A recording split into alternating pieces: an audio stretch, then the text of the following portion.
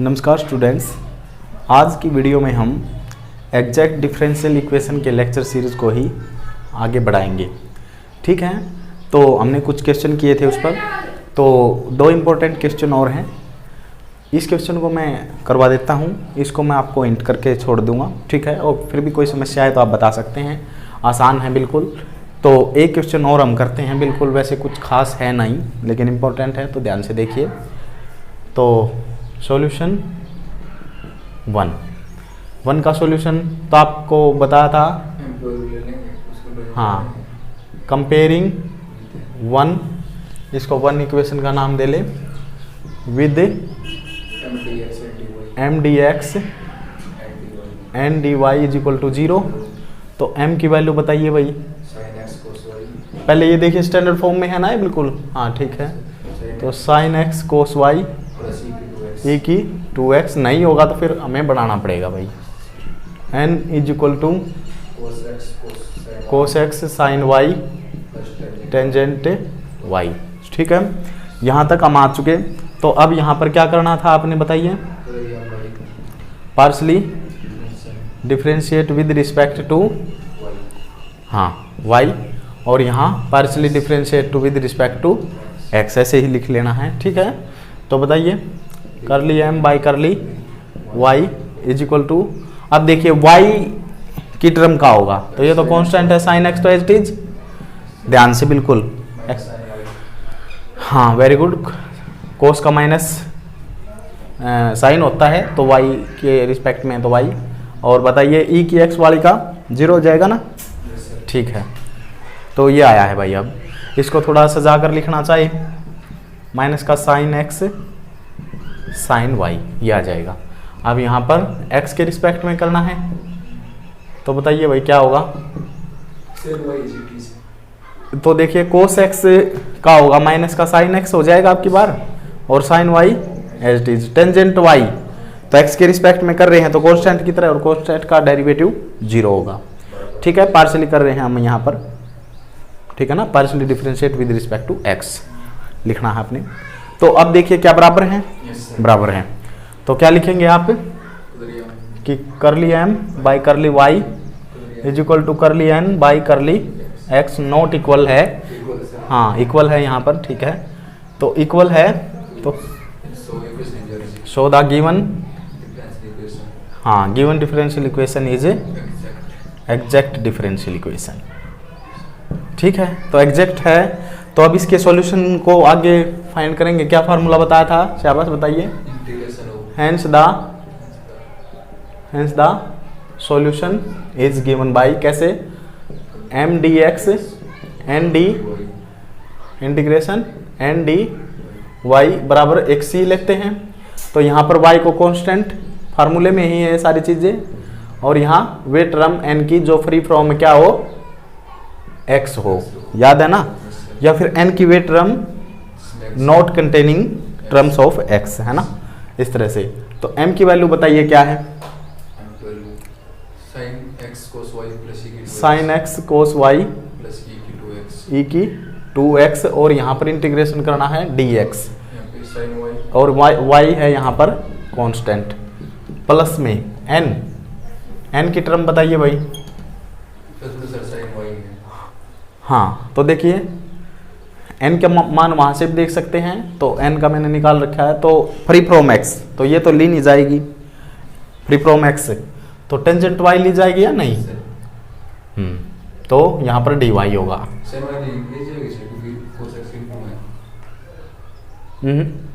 Free from x, x ना तो उसके भाग में होना चाहिए, ना गुणा में, कुछ कहीं भी नहीं होना चाहिए, पावर में कहीं भी।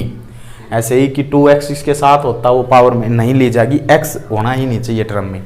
ठीक है ना, मतलब इसमें टर्म, एक टर्म ये है, एक ये आगे भी हो सकती थी, तो टर्म वो लेगी जो इंडिपेंडेंट ऑफ x होना ही नहीं चाहिए उसमें बिल्कुल भी।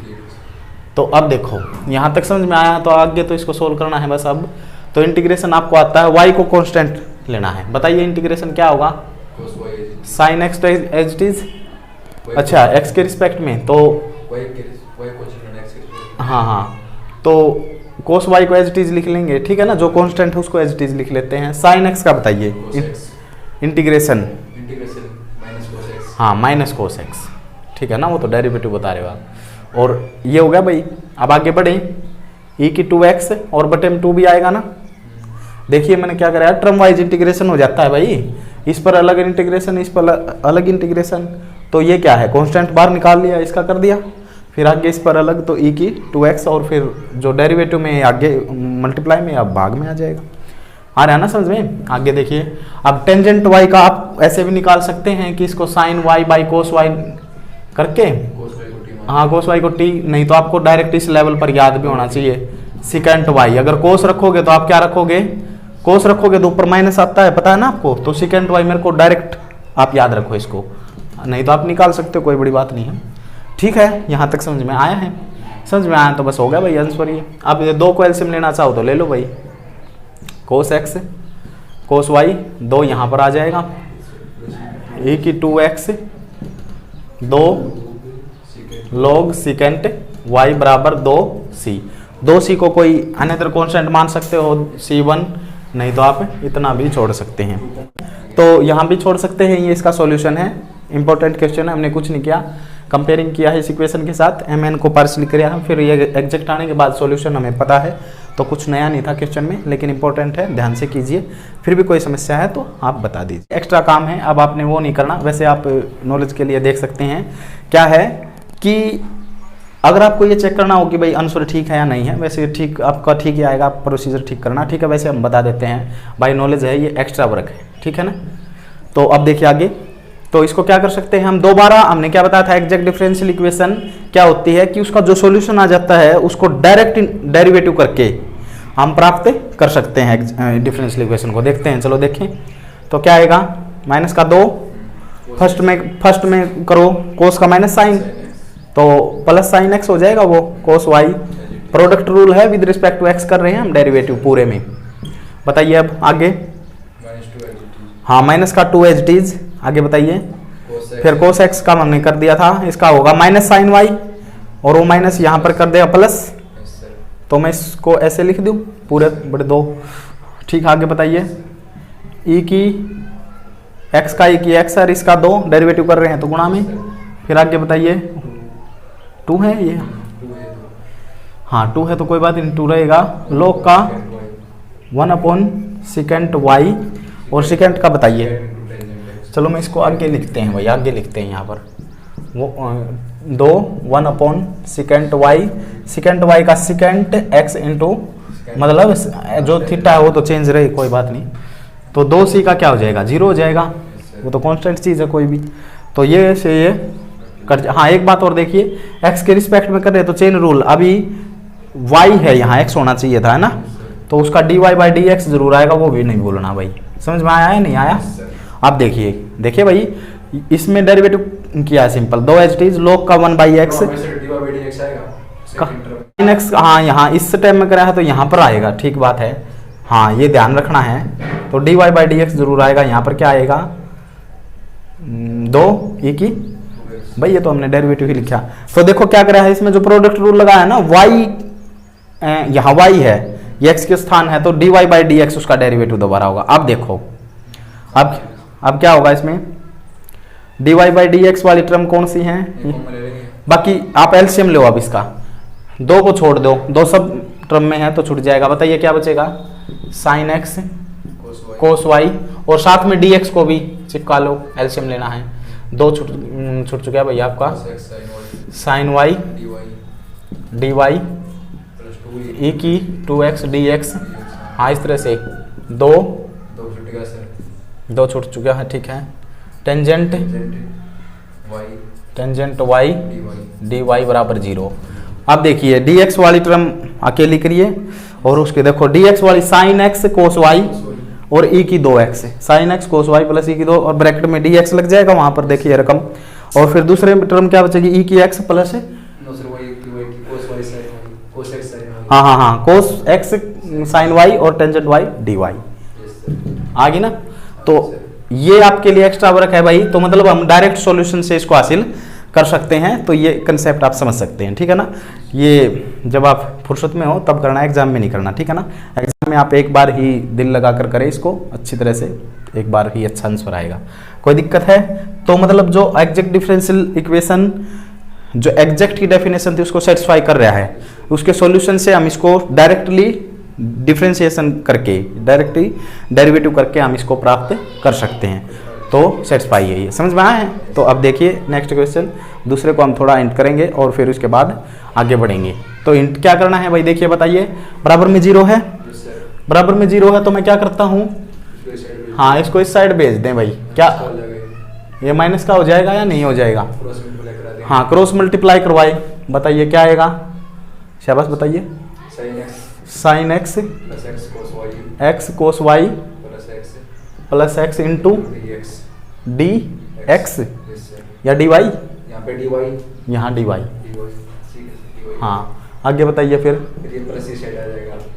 प्लस को उस तरफ ले जाएं साथ में, ठीक है very good, Y cos X sine Y plus Y into D X. अब बताइए m की वैल्यू बराबर 0, अब बताओ m की वैल्यू क्या बचेगी यहाँ पर, हाँ वेरी गुड m, क्योंकि dx के साथ है ना, m dx और प्लस n dy बराबर 0 के साथ, तो आगे पीछे हो हम उसमें चकमा नहीं खाएंगे भाई, तो ये m हो जाएगा, ये n हो जाएगा। अब बताइए भाई कोई दिक्कत नहीं है इसमें, बस इस तरह से आए तो आपको फिर इस तरह से बना के सोल्व कर लेना, फिर भी कोई दिक्कत आए तो हम आपका पूरा साथ देंगे, ठीक है।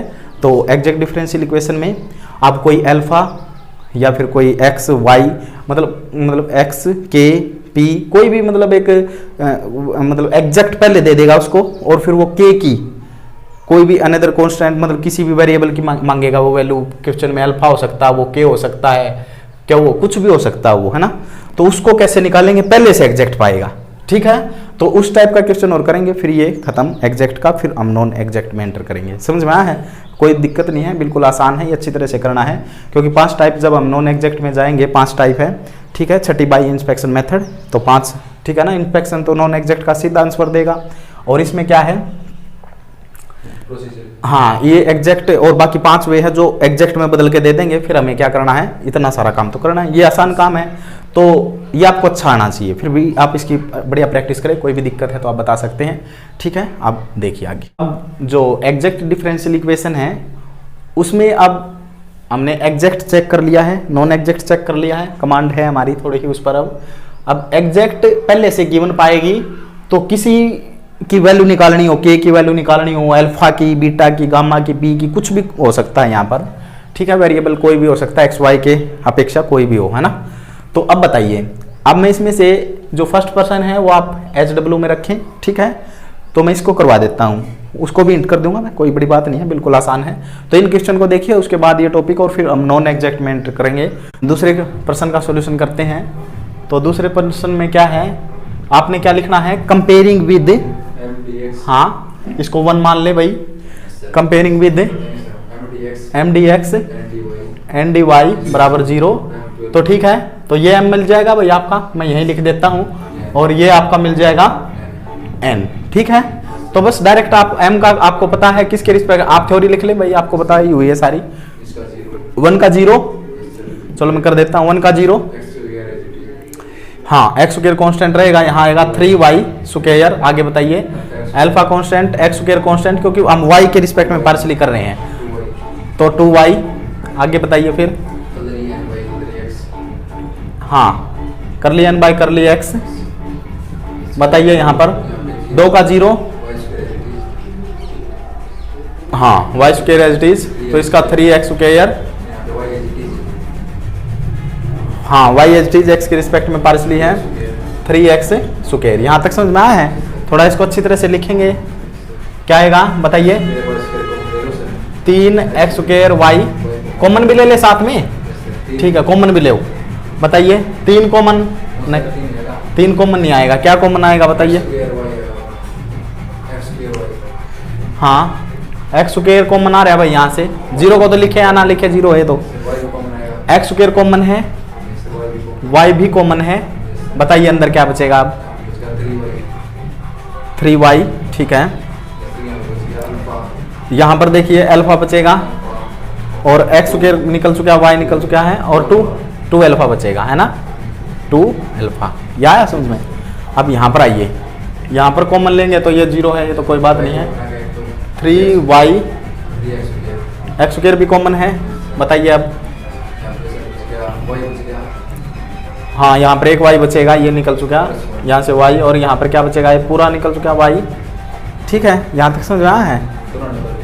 यहाँ तक समझ में आया तो क्यों रखेंगे इक्वल, क्योंकि the given equation is exact given है आपको, तो रखिए इसमें, बताइए करली m अपॉन करली y करली n बराबर करली x, इस कंडीशन को सेटिस्फाई करेगा। रखिए इसमें x square y 3y plus 2 alpha y x square, ये बताइए y प्लस 1, बताइए क्या होगा आप? x square y square complete ही कट जाएगा, है ना। ये बचेगा 3y प्लस 2 अल्फा, और ये बचेगा y प्लस 1, है ना। हाँ हाँ वेरी गुड, 3y, हाँ, और ये 3, सही बात है, 3y से 3y कट जाएगा, 2 अल्फा इज इक्वल टू 3, तो अल्फा इंप्लाइज 3/2, इस तरह से करना है। ठीक है, इसको भी निकालिए, k की वैल्यू इसमें भी 3/2 ही आएगा, चेक करना है आपने। ठीक है, बिल्कुल कोई दिक्कत नहीं है इसमें, सिंपल। ठीक है ना, ये नहीं कि भाई इस तरह के क्वेश्चन के अरे का आंसर 3/2 आएगा, ये तो संयोग बस ऐसे ही आ रहा है, कुछ भी आ सकता है, आपने बिल्कुल कायदे से सोल्व करना है। ठीक है, और इसमें एक बार थोड़ा हिंट करें तो इसमें हम क्या लेंगे, ये m ले लेंगे, ये पूरा n ले लेंगे, तो क्या होगा एक बार बताइए शाबाश। करली m करली y क्या होगा? हाँ, तो x एज इट इज आएगा ना, 3y स्क्वायर। अब n का बताइए, करली n बाई करली x क्या आएगा?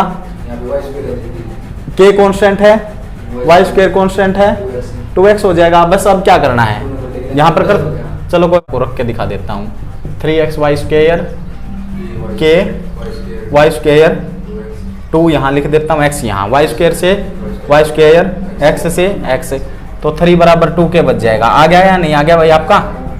3/2। तो ठीक है ना, होमवर्क था लेकिन मैं नहीं करवा दिया, कोई बात नहीं है, आप करो, फिर भी कोई दिक्कत है बताओ।